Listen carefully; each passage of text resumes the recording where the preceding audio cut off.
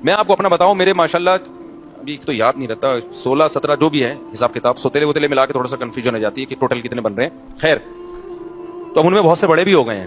میں نے زندگی میں, یعنی میرے 20 سال تو میرے خیال ہو گئے ہوں گے میرے جب سے بچے پیدا ہونا شروع ہوئے تھے, تو کچھ بچے شادی بھی ہوگی, میری بیٹیوں کی بھی شادی ہو گئی.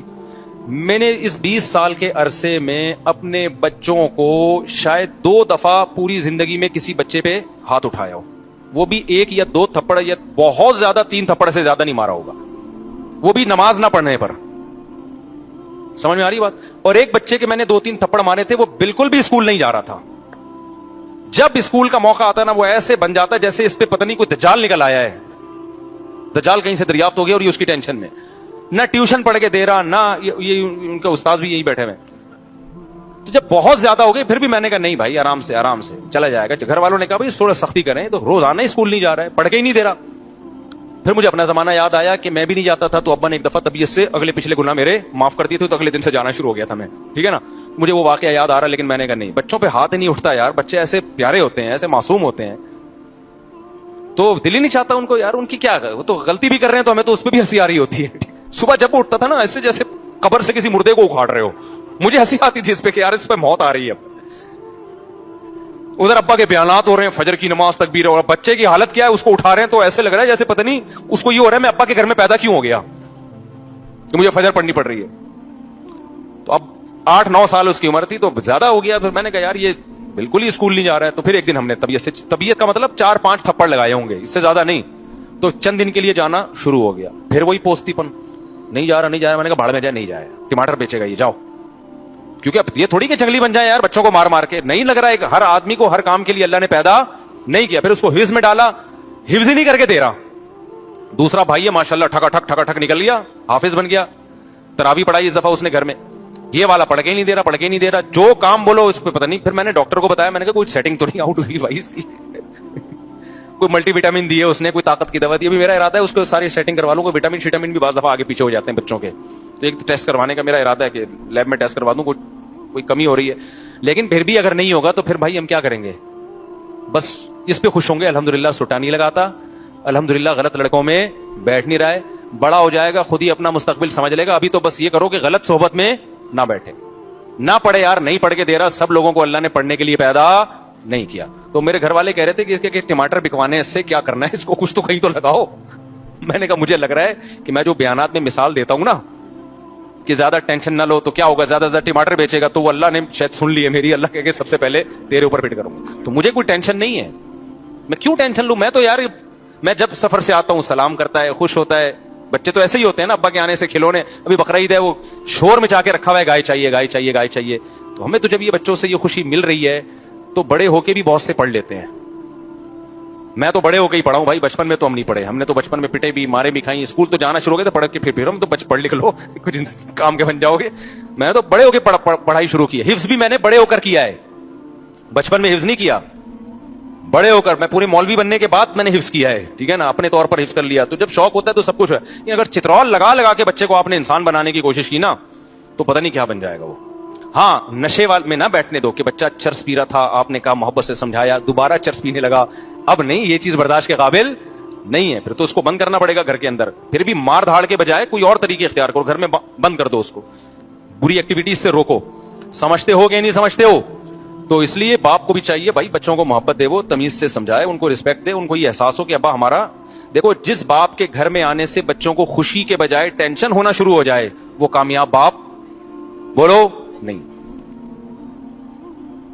اب چونکہ مجھے اپنے ابا یاد آنے لگتے ہیں نا, تو پھر میں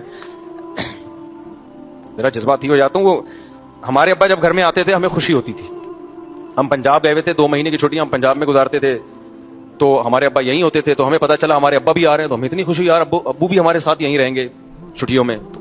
تو اگر کوئی کسی باپ کے گھر میں آنے سے بچوں کو ہو رہی ہے خوشی, تو اس کا مطلب ابا کیا ہے, صحیح ہے. اور جہاں بچوں کو کہ یار ابا ہے نا پھر آ رہے ہیں, ٹھیک ہے, تو یہ مطلب ہے کہ یہ ہو سکتا ہے ابا میں فالٹ ہو. بعض دفعہ اولاد میں بھی فالٹ ہوتا ہے, وہ ایسی الٹی حرکتیں کر رہے ہوتے ہیں کہ ابا آنے سے پتا ہے کہ ڈانٹ پڑے گی, لیکن یہ ابا کے بھی تھوڑے سے فالٹ ہونے کی علامت ہے. تو بچپن سے کنٹرول کرو, بری صحبت سے بچاؤ, بچہ فطرت پہ پیدا ہوتا ہے. حدیث میں آتا ہے کلو مولود یولد علی الفطرہ, ہر بچہ نیک ہی پیدا ہوتا ہے, اس کو ماحول بگاڑتا ہے. تو بچے کی تربیت کرنا کوئی مشکل کام نہیں ہے, بس بگڑنے سے بچا لو اس کو. اس کے دوستوں پہ نظر رکھو. میں اس کی نظر کوشش کرتا ہوں کہ بیٹھ کن لوگوں میں رہا ہے, ایسا نہ ہو کہ غلط لڑکوں میں بیٹھنا. اور یہ اسکول خراب کرتے ہیں. اچھے اچھے گھروں کے بچے ہم نے اسکولوں میں بگڑتے ہوئے دیکھے ہیں. اس لیے نہیں کہ اسکول ان کو بگاڑ رہا ہے, اس لیے کہ اسکول میں بعض دفعہ ان کی جو دوستیاں ہوتی ہیں وہ ایسے لڑکوں سے ہو جاتی ہیں, وہ لڑکے ان کو موبائل میں غلط چیزیں دکھا کے, نشہ اور یہ الٹی الٹی باتیں کر کے, ابے تمہارا ابا تو تمہیں کچھ کرنے نہیں دیتا, ابے تمہیں سینما گھر نہیں جانے دیتا, ابے تمہیں فلم نہیں دیکھنے دیتا. اس طرح کی باتیں نا دوست بچوں کو سکھا سکھا کے ماں باپ کے خلاف برگلا رہے ہوتے ہیں. بلکہ ایسی باتوں سے عورتیں بعض دفعہ عورت کو شوہر کے خلاف برگلاتی ہیں. میرے سامنے ایک طلاق کا کیس آیا, ایک میاں بیوی کی بہترین زندگی گزر رہی تھی, آسٹریلیا میں تھے وہ. شوہر آسٹریلیا سے موو کر کے, بہت پرانا قصہ ہو گیا, بہت مشکل ہے کہ اصل تک پہنچے. وہ شوہر آسٹریلیا سے موو کر کے جاب کے سلسلے میں بینکاک آ گئے. وہ بندہ کہتا ہے کہ میں نے اپنی بیوی, میری بیوی کے ساتھ بہت اچھی گزر رہی تھی. تو کہتا ہے کہ میں نے کیا کیا, اپنی بیوی کو ایک درس قرآن میں بھیجنا شروع کر دیا. اب درس قرآن سے تو اور محبت پیدا ہوگی نا, لیکن الٹا کام شروع ہو گیا. کہہ رہے میری بیگم کیا ہوئی, اس کے جو تیور ہے نا روزانہ میں نے دیکھا بدل رہے ہیں.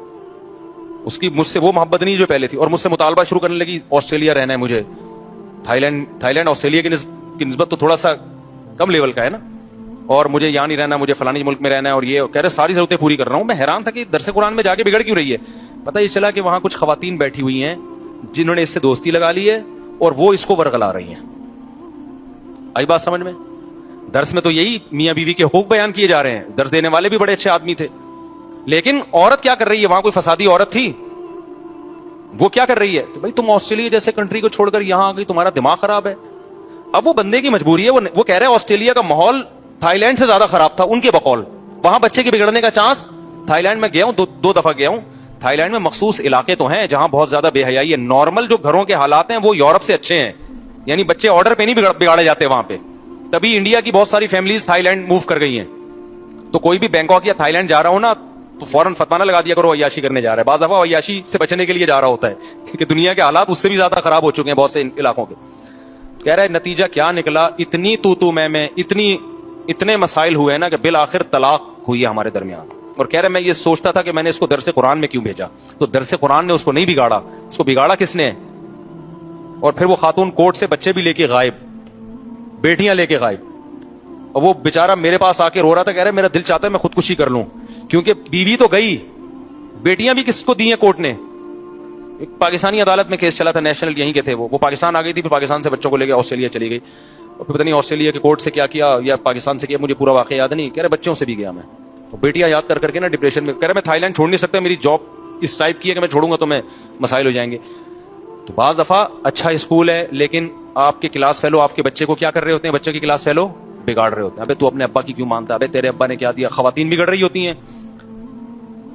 مجھے یاد ہے جب میں نیا اس علاقے میں آیا تو میری مالی حالت زیادہ اچھی نہیں تھی اس وقت, اچھی تھی لیکن ایسا نہیں تھا کہ کوئی ڈیفینس یا گلشن اقبال میں جو ان کا اسٹیٹس زیادہ اچھا ہے. تو میرے گھر میں ایک سیکنڈ ہینڈ فریج لے کے رکھا ہوا تھا میں نے. ایک خاتون آئی, آپ کی وائف سے ملنا ہے, آپ کی وائف سے ملنا ہے, وائف سے ملنا ہے, آئیں اور چلی گئی اور لڑوا دیا ہم دونوں کو. میں حیران ہوں یار ان کو ہو کیا گیا. وہ خاتون نے کیا ہے